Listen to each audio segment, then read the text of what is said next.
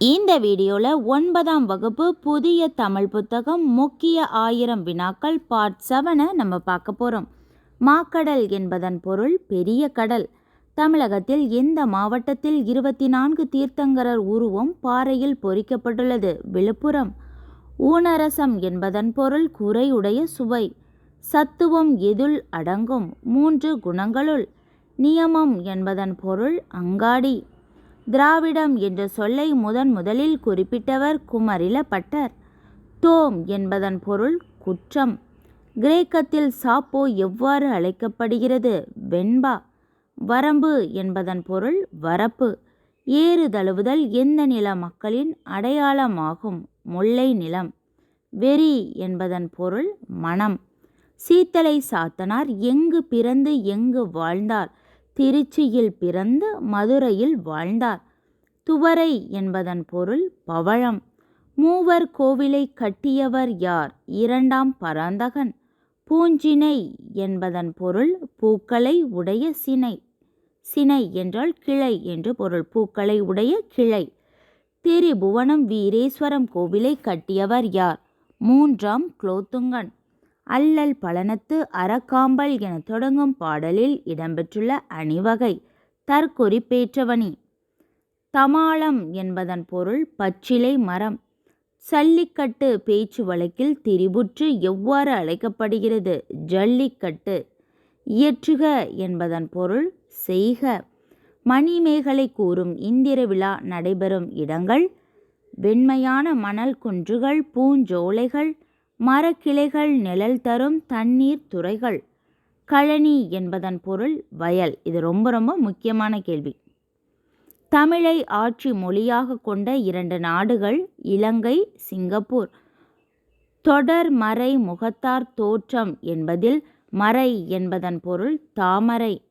தமிழ் எனும் சொல்லிலிருந்து திராவிட என்ற சொல் பிறந்ததை விளக்கியவர் ஹீராஸ் பாதிரியார். கோட்டி என்பதன் பொருள் மன்றம். தமிழகத்தில் சமண படுக்கைகள் காணப்படும் மாவட்டம் எது? மதுரை. சிறை என்பதன் பொருள் இறகு. ராவண காவியத்தில் பறையாய் ஒலிப்பதாக புலவர் குறிப்பிடுவது அருவி.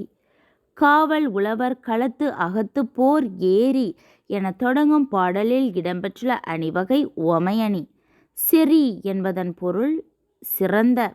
1970 அன்பளிப்பு என்ற சிறுகதைக்கு சாகித்ய அகாதமி விருது பெற்றவர் அழகிரிசாமி. நசை என்பதன் பொருள் விருப்பம். சால தவ எனும் உரி சொற்களின் பின் வல்லினம் மிகும். சில உருவக சொற்களில் வல்லினம் மிகும். உவமை தொகையில் வல்லினம் மிகும். கழை என்பதன் பொருள் கரும்பு. பண்ண அரும் கலை தெரி பட்டிமன்றம் என்ற பாடல் அடி இடம்பெற்றுள்ள நூல் கம்பராமாயணம். விசும்பு என்பதன் பொருள் வானம். சீத்தலை சாத்தனாரும் இளங்கோவடிகளும் சமகாலத்தவர்கள். சாத்தனாரை மதுரை கூலவாணிகன் சீத்தலை சாத்தனார் என்றும் அழைப்பர். இளங்கோவடிகள் சீத்தலை சாத்தனாரை தண்டமிழ் ஆசான், சாத்தன், நன்னூர் புலவர் என்று பாராட்டியுள்ளார். சீத்தலை சாத்தனாரின் காலம் கிபி 2ஆம் நூற்றாண்டு. கா என்பதன் பொருள் சோலை. சல்லி என்பது மாட்டின் எந்த பகுதியில் அணியும் வளையம் ஆகும்? கழுத்து. மின்னாள் என்பதன் பொருள் ஒளிரமாட்டாள். ராவண காவியத்தில் தமிழ் இசை பாடுவதாக புலவர் குறிப்பிடுவது கிளி. நல்கல் என்பதன் பொருள் வழங்குதல். 1979 சக்தி வைத்தியம் என்ற சிறுகதைக்கு சாகித்ய அகாதமி விருது பெற்றவர் யார்? ஜானகிராமன். நவிழல் என்ற சொல்லின் பொருள் சொல்லல். அறிஞர் அண்ணா நூற்றாண்டு நினைவு நூலகம் திறக்கப்பட்ட ஆண்டு 2010. இரிய என்பதன் பொருள் ஓட. நந்தினி இளஞ்சினையும் புன்னை குவி மொட்டும் என தொடங்கும் பாடலில் இடம்பெற்றுள்ள அணிவகை உவமையணி. சாந்தம் என்ற சொல்லின் பொருள் சந்தனம்.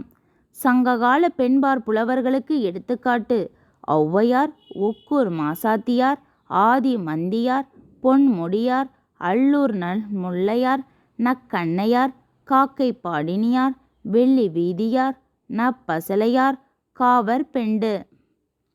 மதியம் என்பதன் பொருள் நிலவு. தேசிய விளையாட்டாக காளையை கொண்டிருக்கும் நாடு ஸ்பெயின். காளை சண்டையை கொண்டிருக்கும் நாடு ஸ்பெயின். பொலம் என்பதன் பொருள் பொன். பிடி என்பதன் பொருள் பெண் யானை. ஐம்பெருங்குழுவில் உள்ளவர்கள் அமைச்சர், சடங்கு செய்விப்போர், படைத்தலைவர், சாரணர். இதில் பொருந்தாதது எது அப்படின்னு சொல்லி இதை கேட்பாங்க. சூல் என்பதன் பொருள் கரு.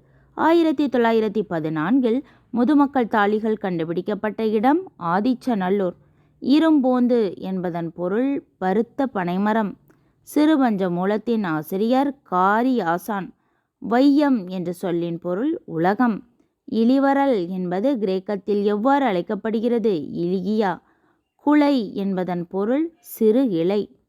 ராவண காவியத்தில் தீயிலிட்டு மனம் பரப்புவதாக புலவர் குறிப்பிடுவது சந்தனம்.